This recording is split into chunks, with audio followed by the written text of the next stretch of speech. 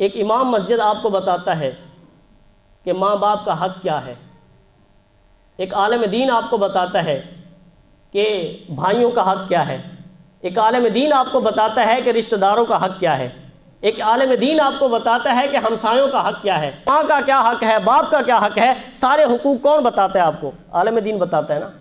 تو اب مجھے بتائیے کہ ایک امام مسجد کا حق آپ کو کون بتائے گا؟ اسی عالم دین کا حق آپ کو کون بتائے گا؟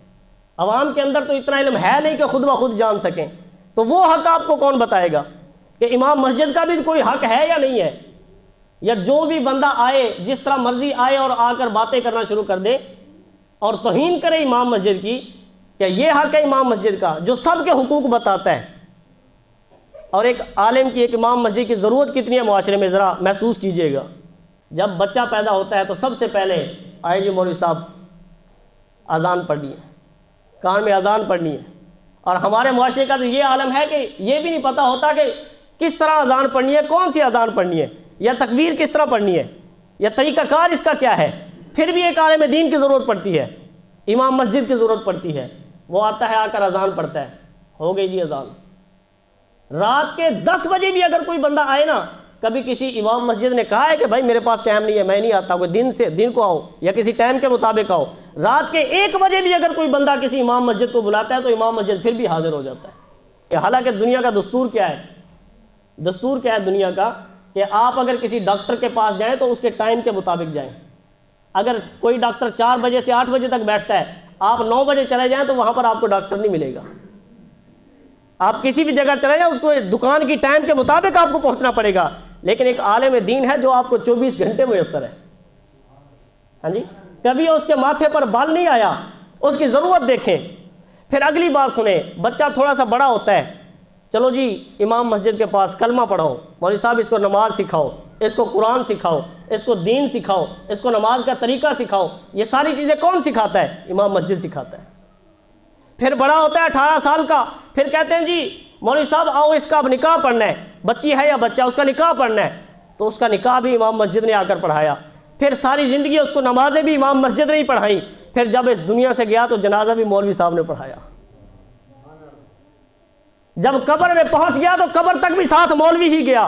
پھر کل خانی پر بھی اس کے لیے ہاتھ اٹھا کر دعائیں مانگنے والا امام مسجد ہی ہوتا ہے، اور پھر بھی زبان اتنی لمبی بندہ استعمال کرے علماء کے خلاف۔ ہاں جی، کیا بگاڑا ہے کسی امام مسجد نے تمہارا؟ کیا امام مسجد نے کسی کے ساتھ زیادتی کی ہے؟ کسی کے ساتھ کون سا حق مارا ہے امام مسجد نے کہ بڑی بڑی زبانیں ان کے خلاف استعمال کی جائے؟ پھر بعض لوگ ہمیں بھی کہتے ہیں کہ یار حضور نبی پاک علیہ الصلوۃ والسلام کو بھی تو لوگ اذیت دیتے تھے، حضور کو بھی لوگ پتھر مارتے تھے، برا بھلا کہتے تھے، حضور نے صبر کیا، برداشت کیا، آپ بھی برداشت کریں۔ میں کہتا ہوں بالکل یہ بات درست ہے کہ حضور کو لوگوں نے اذیت دی، لیکن حضور نے برداشت کیا۔ میرا سوال ہے آپ سے، بتائیے کہ جن لوگوں نے حضور کو اذیت دی وہ مسلمان تھے یا کافر تھے؟ کون تھے وہ؟ اور جو آج کے علماء کو اذیت پہنچاتے ہیں، تکلیفیں پہنچاتے ہیں، یہ کون ہے؟ مسلمان ہے یا کافر ہے؟ اگر یہ اپنے آپ کو مسلمان سمجھتے ہیں، دکھ تو اسی بات کا ہے، اپنوں کا ہی دکھ ہوتا ہے نا، غیروں کا تو نہیں ہوتا۔ دکھ تو اسی بات کا ہے کہ کلمہ بھی رسول اللہ کا پڑھے اور مصلی رسول کا حیا بھی نہ ہو، ممبر رسول کا بھی حیا نہ ہو، کہ جو بندہ ہماری بذات خود کیا ہے، ہم بھی آپ کی طرح انسان ہے، کوئی بھی امام مسجد ہے، عالم ہے، وہ بھی ایک عام انسان ہی ہے، لیکن اس کو جو مقام اور مرتبہ ملا اس ممبر رسول کی وجہ سے ملا، اس مصلی رسول کی وجہ سے ملا۔ یہ مصلی کوئی عام مصلی نہیں ہے، یہ عام مصلی نہیں ہے، یہی مصلی ہے جس پر سب سے پہلے میرے آقا کھڑے ہوئے تھے، یہی مصلی ہے جس پر صدیق اکبر کھڑے ہوئے تھے، عمر فاروق کھڑے ہوئے تھے، عثمان غنی، مولا علی کھڑے ہوئے تھے، اسی مصلی پر بڑے بڑے اکابرین کھڑے ہوئے تھے۔ اور آج جو آپ کی مسجد کا یا کسی بھی مسجد کا امام مصلی پر کھڑا ہوتا ہے، یہ اسی نبی کا وارث ہے جو اسی مصلی پر کھڑا ہوتا ہے، تو اس کو جو مقام ملتا ہے وہ اسی مصلی کی وجہ سے ملتا ہے۔ کیا حق پہنچتا ہے کسی کو کہ عالم دین پر طعن و تشنیع کرے، بلا وجہ اس کے ساتھ بغض رکھے، اس کے بارے میں طرح طرح کی باتیں کرے؟ جس طرح ایک عام بندے کا دل دکھتا ہے، خدا کی قسم اسی طرح ایک امام مسجد کا بھی دل دکھتا ہے، اس کو بھی تکلیف پہنچتی ہے۔ اب اگلی بات ذرا غور سے سنیے گا۔ میں کل بڑا حیران ہوا اس بات پر، میں آخری بات کر رہا ہوں کہ والدین کی شان مقام بیان کرنے پر کسی کو تکلیف کیسے ہو سکتی ہے؟ والدین کی عزت شان حقوق والدین کے بیان کرنے پر کسی کو کیا تکلیف ہو سکتی ہے؟ پھر بعد میں سمجھ آئی کہ نہیں، اصل میں معاملہ کچھ اور ہے۔ غور سے سنیے گا ذرا۔ اگر میں بیان کروں، اور میں کئی مرتبہ یہ چیز بیان کر چکا ہوں کہ شراب جو ہے یہ پیشاب سے بھی زیادہ پلید ہے، کئی مرتبہ میں نے یہ بات بیان کی ہے، شراب کیا ہے؟ پیشاب سے بھی زیادہ پلید ہے۔ مولا علی کا فرمان سنیں، حضرت علی فرماتے ہیں کہ اگر شراب کا قطرہ نہر میں گرے، اس نہر سے کھیت کو پانی لگے، اس کھیت سے میرا جانور گھاس کھائے، تو علی اس جانور کا دودھ پینا بھی گوارا نہیں کرے گا۔ یعنی اتنی ناپاک، مقصد یہ ہے کہ اتنی ناپاک چیز ہے شراب۔ اور میں کہوں کہ جس نے شراب پی، سمجھ لو کہ اس نے پیشاب پیا۔ اور میں یہ بات علم اعلان کھلم کھلا بیان کرتا ہوں کیونکہ اللہ رسول کا فرمان ہے۔ اب ایمانداری سے بتائیے کہ جو بندہ شراب پیتا ہے، اگر وہ میری بات سن رہا ہوگا تو وہ کہے گا یار یہ تو مولوی صاحب نے مجھے کہا ہے، یہ تو مولوی صاحب نے میری توہین کر دی۔ اب اس نے یہ نہیں کرنا کہ شراب پینی چھوڑ دے، یہ نہیں کرنا، اس نے کسی اور بہانے سے، کسی اور طریقے سے راستہ تلاش کرنا ہے کہ امام کی توہین کی جائے۔ اپنا جو اندر کا بغض ہے نا، وہ اس نے اپنا بغض نکالنا ہے۔ میں نے اب بیان کیا والدین کی عظمت اور شان، تو کسی کو کیا تکلیف ہو سکتی ہے؟ تکلیف صرف یہی ہے کہ میں نے کہا کہ ہم اپنے والدین کو، اپنے والد کو کیا کرتے ہیں کہ جناب ڈیرے پر چھوڑ آتے ہیں، تو کسی کے دل میں درد ہوا کہ یار ڈیرے پر تو ہم نے چھوڑا ہوا ہے۔ ہاں جی، تو میرے دوستوں بزرگوں، آدمی کو اپنے رویوں میں تبدیلی لانی چاہیے، تحمل اور برداشت کا مظاہرہ کرنا چاہیے۔ ہمارے یہاں اگر 2 منٹ صرف ٹائم اوپر ہو جائے نا اور امام مسجد پیچھے ہو جائے تو لوگ ایسے دیکھ رہے ہوتے ہیں ٹائم کی طرف۔ اچھا ایک بات یار یہ بھی مسئلہ بیان کر دوں، حضور نبی پاک علیہ الصلوۃ والسلام جب نماز پڑھاتے تھے تو اذان کے اور نماز کے درمیان کتنا وقفہ رکھتے تھے؟ کسی کو پتہ ہے تو بتائیں مجھے۔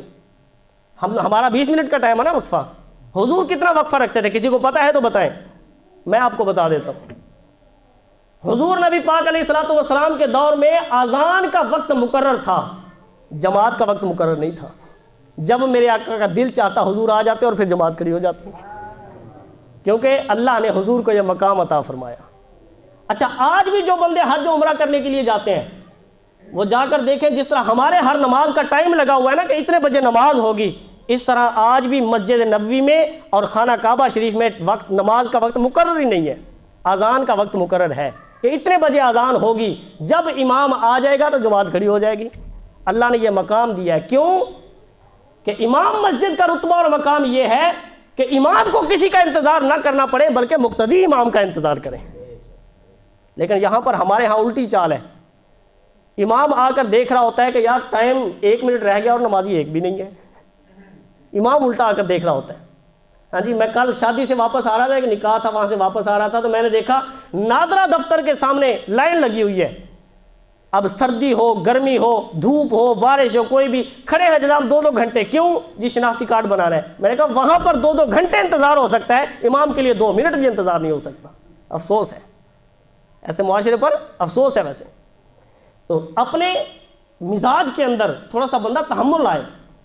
میں اس سے پہلے جس چک میں امام مسجد تھا وہاں کے نمبردار صاحب بہت ہی نائس اور اہل علم بندے ہیں، انہوں نے مجھے باقاعدہ 10 منٹ کا ٹائم دیا ہوا تھا کہ آپ بیان کر رہے ہیں، تقریر کر رہے ہیں، آپ کو 10 منٹ کا ٹائم ہے، آپ چاہیں تو 10 منٹ ٹائم اوپر لے جائیں کہ جو آپ بات بیان کر رہے ہیں نا اس کو موضوع مکمل کریں، تاکہ جو موضوع بیان ہو رہا ہے وہ سب کے سامنے، سب کے علم میں آ جائے کہ کون سی چیز بیان ہوئی ہے۔ حضور نبی پاک علیہ الصلوۃ والسلام نے ارشاد فرمایا کہ اگر کوئی تمہارے ساتھ بھلائی کرے، اگر کوئی تمہارا بھلا سوچے تو تمہیں چاہیے کہ اس کا شکریہ ادا کرو۔ کیا کرو؟ اس کا شکریہ ادا کرو۔ اور امام مسجد یا عالم دین تمہارے ساتھ بھلا کرتا ہے تو اس کا شکریہ یہ ہے کہ اس کو جس طرح مرضی بولو، اس کو جناب تکلیف دو، اس کو اذیت پہنچاؤ۔ ہاں جی، حضور نبی پاک علیہ الصلوۃ والسلام نے فرمایا کہ جو بندہ مغرور ہے، جو بندہ تکبر کرتا ہے، بروز قیامت وہ چیونٹیوں کی شکل میں اٹھایا جائے گا۔ وہ ایک بادشاہ تھا، وہ بڑا مغرور اور متکبر تھا، اس نے اعلان کر رکھا تھا اپنی پوری بادشاہت میں کہ کوئی بھی میرے سامنے آئے تو پہلے مجھے سجدہ کرے، اس کے بعد آ کر میری بات سنے۔ اس وقت کا جو وقت کا بہت بڑا عالم دین تھا، اس نے کہا کہ میں یہ کبھی نہیں کر سکتا کہ میں اس بادشاہ کو سجدہ کروں، اس مغرور آدمی کے سامنے سر جھکاؤں اور پھر جا کر اس سے بات کروں۔ تو اس بادشاہ نے اس عالم دین کو قید کروا دیا۔ اب انہوں نے جتنی بھی اذیت دی، تکلیفیں دی، تشدد کیا، اس نے کہا میرا سر اللہ کے سوا کسی کے سامنے نہیں جھک سکتا۔ اس بادشاہ نے ایک چال چلی، اس نے نا ایک کمرے کی چھوٹی کھڑکی بنائی اس نے کہا کہ اس مولوی سے، اس عالم دین سے کہو اس کھڑکی سے گزر کر میرے سامنے آئے۔ اس نے کہا جب کھڑکی سے گزرے گا تو ایسے کرے گا، سر نیچے، سر نیچے کرے گا، تو میں کہوں گا میرے سامنے اس نے سر جھکا دیا۔ لیکن اللہ نے عالم دین کو، اہل علم کو اللہ نے علم دیا ہوتا ہے، وہ جب اس کھڑکی سے گزرنے آئے تو سب سے پہلے انہوں نے پاؤں اس سے گزارے۔ اس نے کہا میں تیرے سامنے نہیں جھک سکتا، دنیا دار کے سامنے کبھی بھی عالم دین نہیں جھک سکتا، اور اگر جھک جائے تو سمجھ لو کہ اس کے پاس علم نہیں ہے۔ ہاں جی، اللہ نے جو مقام دیا کم از کم اس کو تو بندہ سمجھے نا، کہ دنیا دار کے سامنے۔ اب اگر ہم حق مسئلہ بیان کریں، کوئی حق چیز بیان کریں، اس سے کسی کو تکلیف ہوتی ہے تو لاکھ بار ہو۔ ہاں جی، میں اکثر یہ کہا کرتا ہوں، خدا کی عزت کی قسم، اگر کوئی بندہ الٹا بھی لٹک جائے نا تو بھی ہم حق بیان کرنے سے نہیں روکیں گے۔ حق بیان ہمیں بات جو ہے نا وہ ہمیشہ ڈنکے کی چوٹ پر بیان ہوگی۔ اللہ تعالیٰ کی بارگاہ میں دعا ہے اللہ تعالیٰ ہم سب کو حق بات سمجھنے کی توفیق عطا فرمائے۔ وآخر دعوانا الحمدللہ۔